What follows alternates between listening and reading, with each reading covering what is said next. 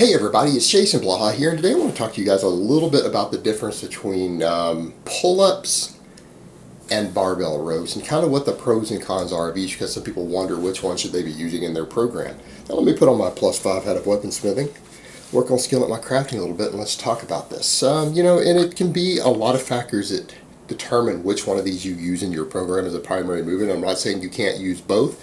I currently both do chin-ups and pendlay rows. So it's certainly possible for you to do both, but deciding which one needs to take a priority in your training has a lot to do with what you're trying to use it for, things like overall recovery. So let's go into that a little bit. For most people, the lat pull down shouldn't even be an option in this, and the reason I say that, the lat pull down is usually for people who are too weak to do chin-ups or pull-ups, or for people who are very fatigued from doing other work and they can't really handle much else, because you're going to get better overall development from a chin-up or a pull-up than you are from a lat pull-down. But generally what we're talking about with a horizontal pull versus pulling from the floor in a vertical way, it's more than just the direct primary muscles involved. It has a lot to do with which stabilizers are involved, how much axial loading there is, because these things do affect recovery and performance. Now with a pull-up or a chin-up, you are getting virtually no work below the abdominals. All right, your posterior chain is completely removed. There is no axial loading. All right, no loading of the spine. Now that can be important for recovery purposes, because what we usually find, the amount of axial loading that you're experiencing can affect systematic recovery. It is harder to recover from exercises that load weight on the spine.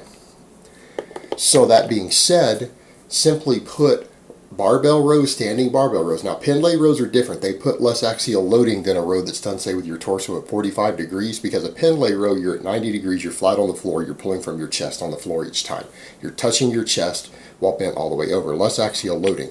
But in general, barbell rows are going to have more axial loading. Arguably, we could argue that you get slightly better lat stimulation from weighted pull-ups or weighted chin-ups than you do from barbell rows. Again, that's arguable, because people need to remember, just because an exercise stimulates a muscle group slightly more doesn't mean it gives more growth. And what I mean is you can do a little more work to get the same amount of growth, meaning you always need to keep that in mind. Just because an exercise works a muscle a little better than another one doesn't mean that you can't reach the exact same amount of muscle growth per workout from it. So for people who really are needing a lot of additional lat development without creating extra fatigue through the entire body, pull-ups or chin-ups are probably a slightly better option. All right, slightly better option. Also with chin-ups, chin-ups are one of the best bicep exercises ever created. So you have the option of doing chin-ups as well. Supinated grip barbell rows aren't as efficient at doing this as a chin-up is. They just simply aren't. And there's a lot of reasons for that. There's a lot of people who've been injured very, very easily doing supinated rows. I mean, Dorian Yates was an example of someone who did that. They're just more awkward and difficult to perform. So that means underhand grip rows. So you have the option of, if you're trying to use them as a bicep exercise as well, the chin-up is one of the best bicep exercises ever created. It's arguably better than many types of curls, and that's even by experts in biomechanics. We'll point that out. Some feel that it's actually superior to all types of curls, but that is a controversial topic. So the ability to grow your biceps better is there with these bodyweight exercises.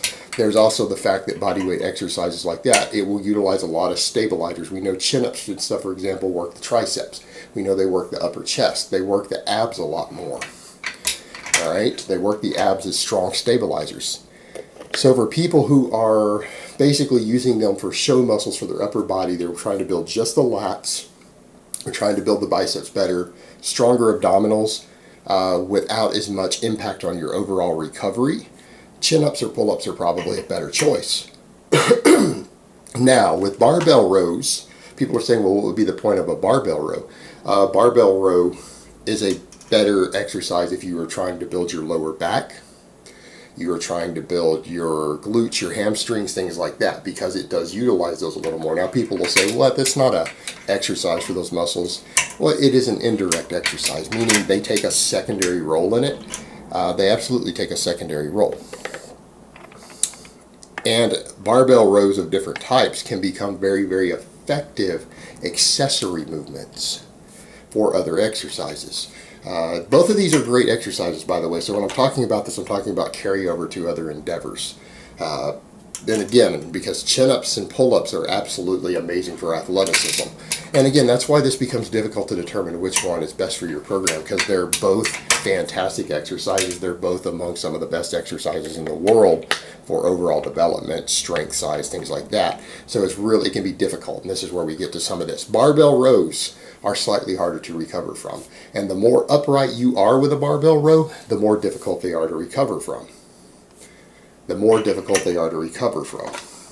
Now, just like we were talking about before, the chin-ups, for example, can be a great bicep exercise.